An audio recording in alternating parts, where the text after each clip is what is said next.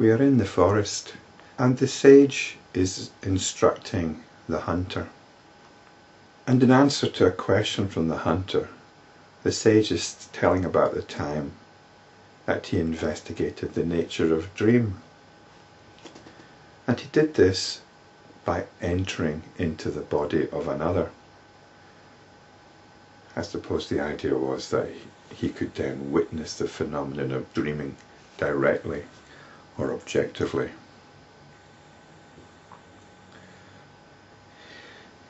But he got caught up in all kinds of experiences.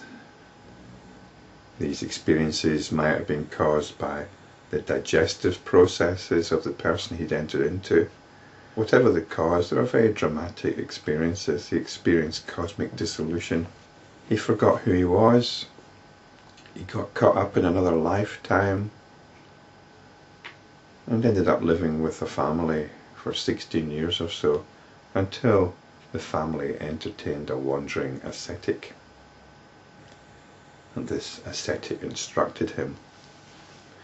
And this is the nature of consciousness. Consciousness enters into notions of bodies which become very real and forgets its own nature until we find a teaching which illumines us as to the true nature of our awareness. The sage continued, "Thus instructed by the ascetic, I was instantly enlightened. I could not leave him. At my request he lived with me. That very ascetic is sitting right next to you."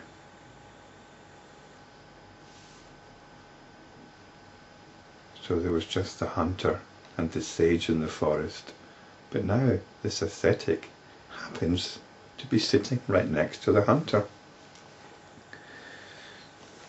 This is a little thing that the Yoga Vasistha often does. We're getting a story, which might be in a story and in another story, and then all of a sudden, bam,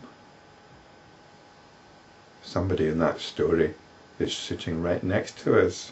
It's as if Sage Vasistha just came in through my door right now, and I said, and here is the very Sage Vasistha who gave this instruction to Prince Rama.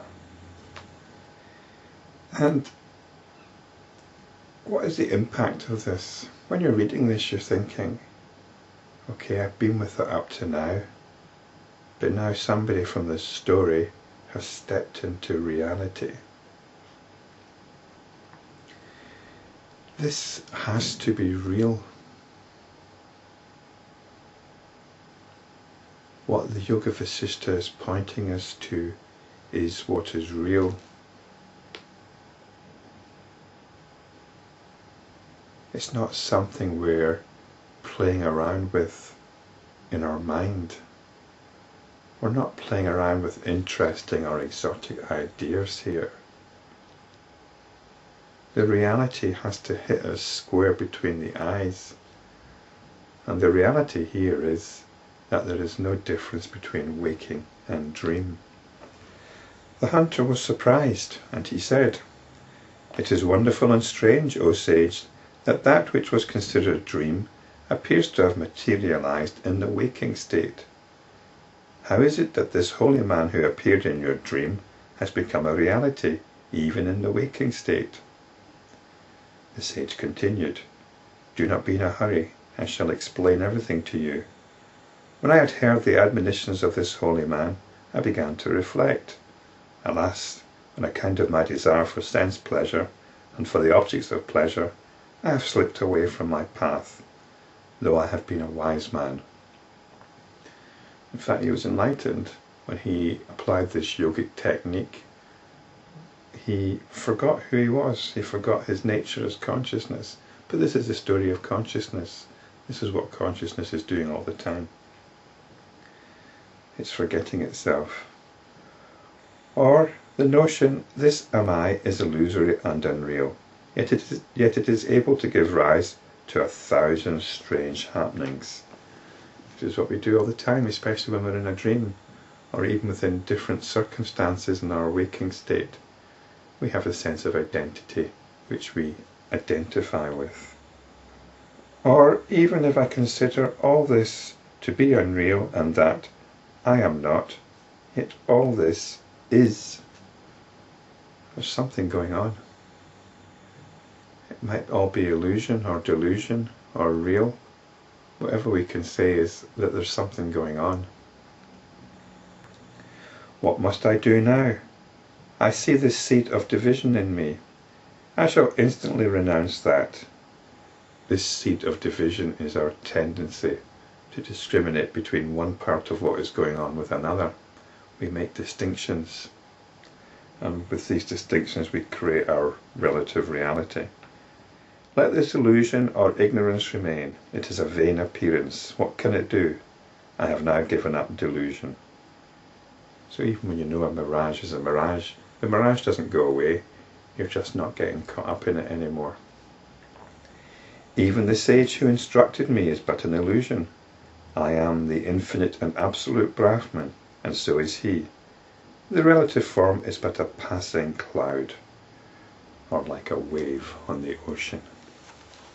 Having arrived at this knowledge, I said to the ascetic, O sage, I am going in order to see my own body as well as the body which I had begun to investigate.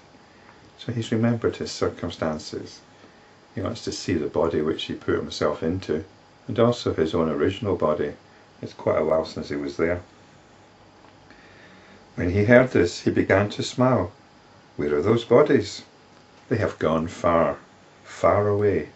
If, however, you wish to verify this for yourself, please go.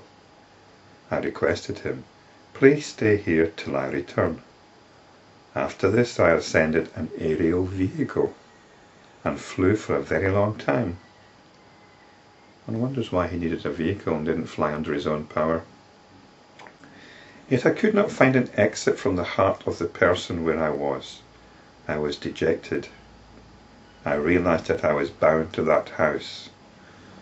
This is a bit like those experiences that some astral projectors have when they can't get back into their own body. There's usually a lot of panic ensues. I realized that I was bound to that house. I returned there and asked the ascetic, pray tell me, what is all this? The body into which I had entered and that which was mine, where are they? How is it that I could not find an exit? So he's stuck in this reality. We'll find out what happens next in the next video.